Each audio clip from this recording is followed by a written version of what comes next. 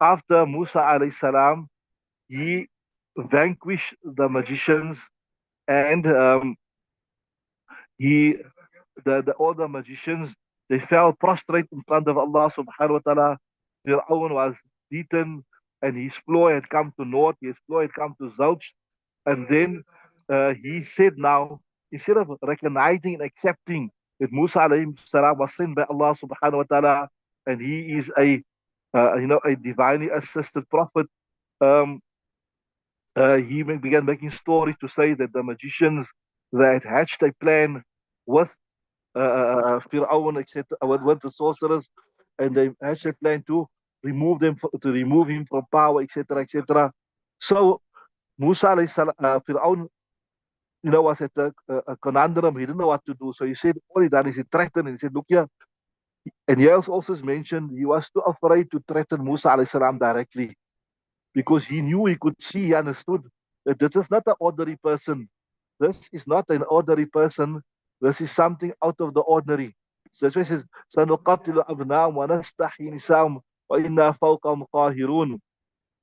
So then his people said to him, the people said to him, uh, وَقَالَ مَلَأُ مِنْ قَوْمِ فِرْعَوْنَ أَتَذَرُ مُوسَى, and the chiefs of the people of Pharaoh said, do you leave Musa and his people, that they spread disorder in the land, why he leaves you and your gods? In other words, he's not worshipping you and your gods, right? He said, we shall slaughter their sons and let their women live, and we have full power over them. So he he did not threaten Musa alayhi salam directly. He was afraid of Musa alayhi salam. It has been noted that the Pharaoh was in some degree successful in keeping ignorant people in their former ignorance through his clever and false statements, but at the same time, they strongly noted that all the fury and rage of Pharaoh was limited to the sorcerers only. So, what Pharaoh, this is what you say, dictators, this is what despots do. They stay in power by keeping the people simple, by keeping them ignorant, not exposing them to the truth. That is why I told you that if you go to America, you see, they say on the local news channels, there's hardly anything that of the international news. You see nothing about America's tyranny, America's brutality, the rest of the world. They only have local news. They do not know about America's transgression throughout the world.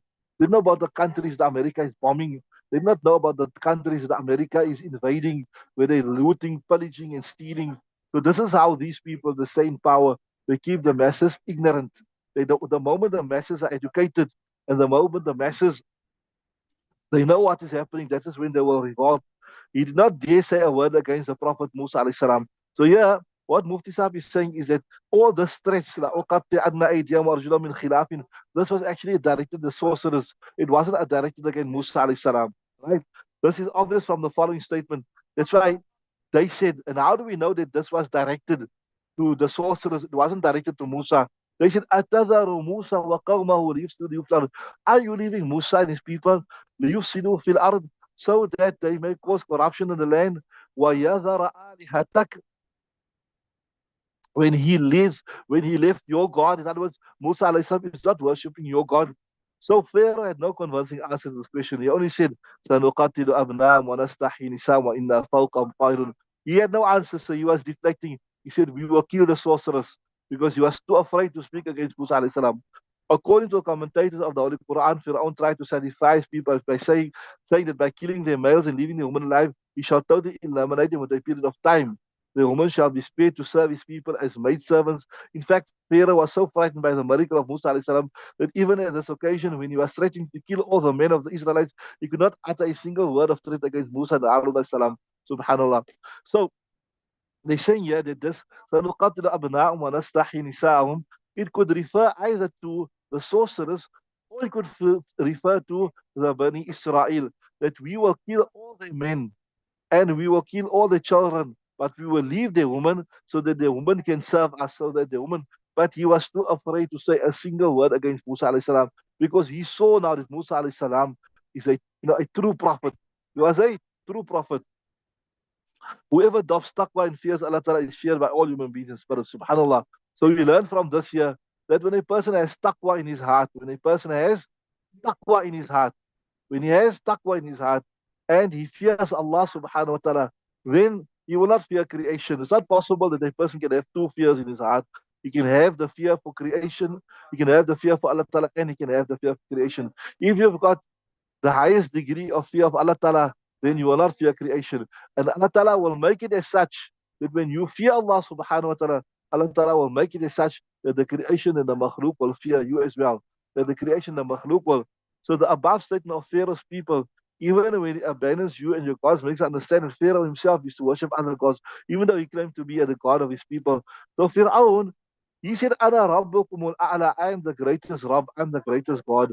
But you understand from this that he also had God. So maybe he claimed he was the God's representative on earth or something to that sort. But he did also worship somebody else. The law about killing of the males of the Israelites and leaving the women alive was now promulgated the second time. Remember, we never do it in this verse here, but in other places in the Quran, it is discussed. In other places in the Quran, it is discussed that when the soothsayers, they told Musa alayhi salam, a child will be born amongst the Israel, which will be the cause of your downfall. A child will be born that will be the cause of your downfall. Then he started killing all the male children, remember? And that's when Musa alayhi salam's mom put him in the cradle, or what you call this thing, a cradle, or and put him to sail on the water, remember? So that was the first time the law was issued, promulgated, that you must kill all the male progeny of the Bani Israel. Now, for a second time, when he was vanquished, he again promulgated this law that all the males from the Bani Israel must kill, right? Be killed. The law about killing the males of the Israelites and leaving the women alive was now promulgated for the second time. The first time it was put into force prior to the birth of Musa alayhi salam. Remember, he was witnessing the failure of this law up to this day, which was evident from the huge crowd of Israelites present on this occasion. So, even though he did issue that decree and that law was promulgated at that point in time, but uh, here we see the Israelite men were in full force. They were in full force to show you that law did not help him. That law did not help him. When Allah Ta'ala intends to bring disgrace to people, all they contrive leads to nothing but disaster. We shall soon see that the stern oppression at last led to him to led to his people, it led his people to an ignominious end. So when Allah Ta'ala has decreed something, then no matter what plan, like how he tried to kill all the males one time, two times, it did not happen. Allah Ta'ala's plan will come into fruition, it will be realized. Anyway, so now they issued this draconian, like how you see, like now just reminds me now, like they say if you go to Palestine and at right, they say they will not allow anybody under the age of 50 or anybody under the age of 40 into Masjid al-Aqsa. They only allow people over 50 because they feel older people are not a threat. The young people are a threat. So we're going to have an age restriction, etc. Right? They perceive it as a threat. So same thing here. Fir'aun, La'natullah, he perceived the young people as a threat. So you wanted to kill them off. You want to kill them all off. So Musa advises his people, وَقَالَ مُوسَى لِقَوْمِ اسْتَعِينُوا بِاللَّهِ وَاصْبِرُوا إِنَّ الْأَرْضَ لِلَّهِ يُورِثُهَا مَن يَشَاءُ مِنْ عِبَادِهِ وَالْعَاقِبَةُ لِلْمُتَّقِينَ. And Musa said to his people, seek help from Allah and be patient. Surely the land belongs to Allah Ta'ala. He lets whomever He wills from amongst His slaves inherit it. And the end result is in the favor of the God-fearing people. So after being defeated by Pharaoh, by Prophet Musa alayhi salam, Pharaoh enforced the law of killing the male children of the Israelites. They were greatly alarmed of the punishment they had experienced before the coming of Musa. So they already went through this one time. Before Musa alayhi salam, they already went through this. So they still had bad memories or bad recollections, the elder from amongst them, of the tyranny. The Prophet Musa alayhi salam was mindful of this fact. Out of his kindness, he offered two wise solutions to the Israelites. So Musa alayhi salam knew that they were still traumatized by this previous punishment, by this previous genocide, so to say, where all the males were killed, etc. So he said to them, the only way getting out of the sun was firstly to seek help from Allah. Ista'inu billah. Seek help by Allah Ta'ala. And secondly, to remain patient until things change into their favor. So turn to Allah Ta'ala and seek help from Him and then also exercise patience. He also promised them that they shall inherit the whole land if they faithfully observe the two instructions. So he said, look, if you turn to Allah Ta'ala and you seek assistance from Him, and at the same time you exercise patience, then remember Allah Ta'ala will give you the dominion of the land. فإذا جاءتهم الحسنة قالوا لنا هذه وإن تصيبهم سيئة يطير بموسى ومن معه ألا إنما طائرهم عند الله ولكن أكثرهم لا يعلمون وقال مهما تأتنا بمئات لتسحرنا بها فما نحن لك بمؤمنين. Seek help from Allah and be patient. Surely the land belongs to Allah Ta'ala. He lets whomever He wills inherit it from amongst His servants. This implies that all lands belong to Allah and He lets whoever He wills inherit the land. And decidedly, the end result is for the God-fearing. So they observe taqwa, keep away from disobedience. By acting upon the two instructions offered above, they shall ultimately rule the world. So the only way to success, a little reflection over the above two. What's the above two? What we said? Ista'inu billah wasbiru. Seek assistance from Allah Ta'ala and bear patience, bear beautiful patience. A little reflection over the above two teachings of the Prophet Musa will show that is the sovereign remedy which never fails against any difficulty. Subhanallah. Here is saying, just remember this now. You can give a whole bayan upon this. You can give a whole lecture. Even though Musa alayhi salam advised his people with this, but this is a universal recipe. It is a universal recipe for what? To overcome difficulty. It is a universal recipe to overcome difficulty. See, they say a little, so this is something you, as I said, you can speak about. You can even give a whole lecture upon this. A little reflection over the above two teachings of the Prophet Musa will show that it is the sovereign remedy which never fails against any difficulty. The first ingredient of this recipe is seeking help from Allah subhanahu wa ta'ala, which is the essence of the remedy. It is for the obvious reason that if the creator of the universe comes to one's help, who is there to stop him? Subhanallah. If Allah Ta'ala comes to your assistance, who is there to stop Allah Ta'ala? Mulana Jalaluddin Rumi, but the Persian, the Turkish, Mevlana Rumi says, the earth, the air, the water, and the fire are all servants of Allah subhanahu wa ta'ala. To me and you, they are dead. That was to you, when you look at the earth, you look at the skies, to you they look like inanimate, but they are all under the command of Allah Ta'ala. But to Allah Ta'ala, they are full of life. Yeah, you got a Persian word. Khak wa bad wa ab wa atish band hind baman wa tu murda bahak zinda anda. People don't even know Urdu. How can we teach you Persian? You know, when the students went from South Africa first, when they went to study in India, they had to learn three languages.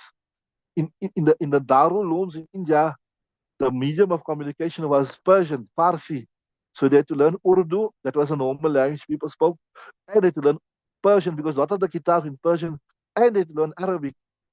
Now imagine you guys be battling to teach you Arabic, we were still going to teach you Urdu.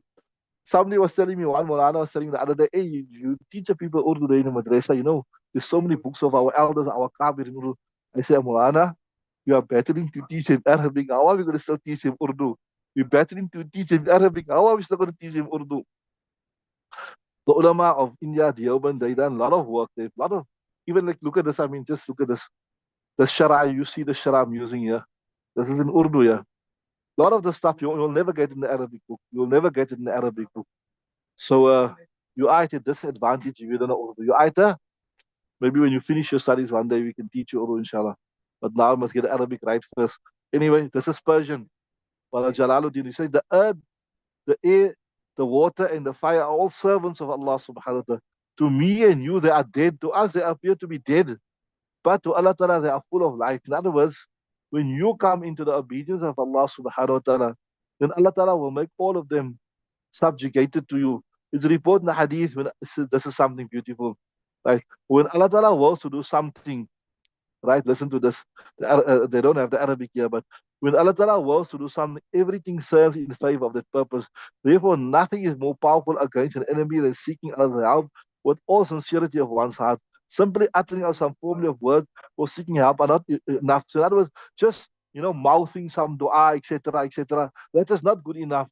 You must turn to Allah Ta'ala with absolute and complete sincerity. That is the time Allah Ta'ala will assist you. So a second important ingredient of the recipe is being patient. The Arabic word sabr render as patience, literally signifies to keep oneself under one's control against unfavorable happenings. So what does patience means? Patience means that when there is a person is influenced by his surrounds, when there is certain conditions, he is prompted to act in a particular way. He is prompted to, but then to keep control of himself and not act in that way, that is patience, right? So, for example, when some difficulty came, not to object to the decree of Allah subhanahu wa ta'ala, when some difficult, right, or when the temptation to do something wrong, withhold yourself, you keep yourself in, not to allow yourself to succumb to the temptation.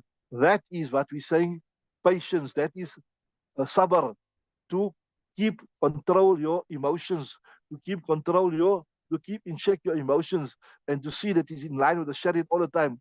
So the second important ingredient of the recipe is being patient. The Arabic word sabr, rendered as patience, literally signifies to keep oneself under one's control against unfavorable conditions. So what we're saying is sometimes you as a human being, you are influenced by the conditions that surround you. Like I told you, you are angered, you want to be angry, you are tempted to do something. For example, here it's a hot, simple example, just simple example. It's a hot day. There's an ice cold Coke there. So you love to take it, but you make patience. You know that I'm supposed to be fasting, so you are putting a break on your desires. You're putting a break on your hawa. You're putting a break on your shahwa. That is what we sabr, right? Something adverse happens, you have to object to the decree of Allah Ta'ala. It's common knowledge that nothing's like given to be achieved without undergoing difficulties and hardships. It's a principle in this dunya that nobody can get anything of worth. Nobody can get anything of significance unless they exercise patience. You want to become an alim of deen, how you have to sacrifice. Wake up in Ramadan, mouth is all yucky, isn't it? To walk to the taxi, jump in a taxi, come all the way from Utenek here, sacrifice. So the more sacrifice you make, the more you'll attain. No sacrifice, you won't get anything. That is the principle.